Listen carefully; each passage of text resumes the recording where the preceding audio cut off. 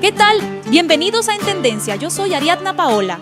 Mientras el mundo vuelve a detenerse frente a una Copa del Mundo y millones de personas discuten quién será la próxima gran estrella del fútbol internacional, vale la pena mirar hacia atrás y recordar a un jugador. Y cuando hablamos de futbolistas mexicanos que lograron transformar esa percepción, hay un nombre que aparece una y otra vez. Hugo Sánchez, el mexicano que conquistó Europa. Lo curioso es que muchas personas conocen al personaje, recuerdan las famosas chilenas o han escuchado hablar de sus títulos en España, pero no siempre alcanzan a dimensionar lo extraordinario que fue lo que consiguió. Hay que viajar a una época muy distinta a la actual, cuando la presencia de futbolistas latinoamericanos en los grandes clubes europeos no era tan común. Hugo Sánchez nació en la Ciudad de México en 1958 dentro de una familia profundamente ligada al deporte. Desde muy pequeño mostró una disciplina que llamaba la atención incluso entre quienes lo rodeaban, mientras otros niños simplemente disfrutaban jugando. Hugo parecía obsesionado con mejorar, perfeccionar movimientos y encontrar ventajas donde otros no las veían. Esa mentalidad lo acompañaría durante toda su carrera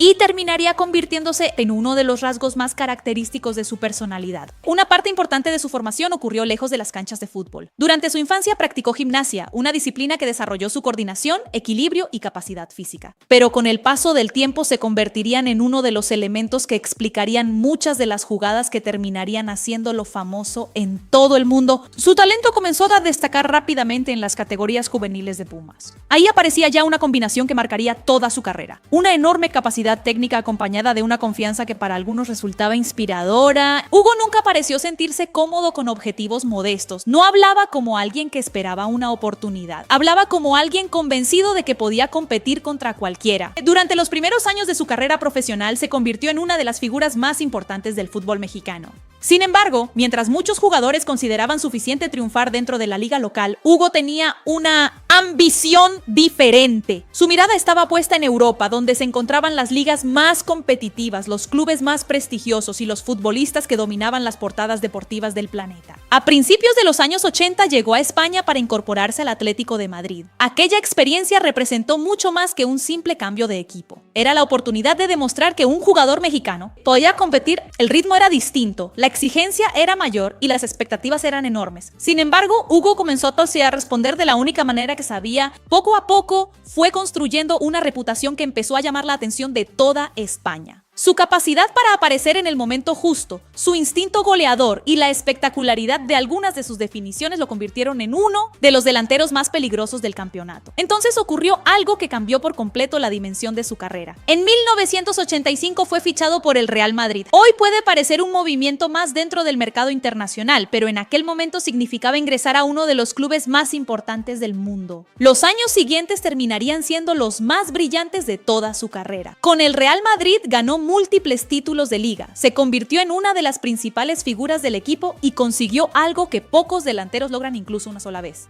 ser el máximo goleador de la Liga Española en 5 ocasiones. Lo hizo enfrentando a algunos de los mejores defensores del mundo y compitiendo en una época particularmente exigente, pero de los números había algo que hacía diferente a Hugo Sánchez. Sus goles eran memorables. Sus chilenas se volvieron una firma personal. La combinación entre la técnica futbolística y la preparación física adquirida durante sus años como gimnasta producía movimientos que parecían desafiar la lógica. Mientras tanto, en México, la relación con Hugo Sánchez siempre fue compleja. Su enorme confianza en sí mismo generaba admiración y críticas en partes iguales. Algunos veían en él un ejemplo de mentalidad ganadora, alguien que se negaba a límites impuestos por otros. Otros interpretaban esa misma actitud como arrogancia. Sin embargo, el paso del tiempo ha permitido observar esa etapa desde una perspectiva más amplia. Porque quizá el verdadero legado de Hugo Sánchez no se encuentra únicamente en los trofeos que ganó o en los goles que marcó. Su contribución más importante fue demostrar que un futbolista mexicano podía aspirar a competir entre los mejores del mundo sin complejos, sin pedir permiso y sin conformarse con participar.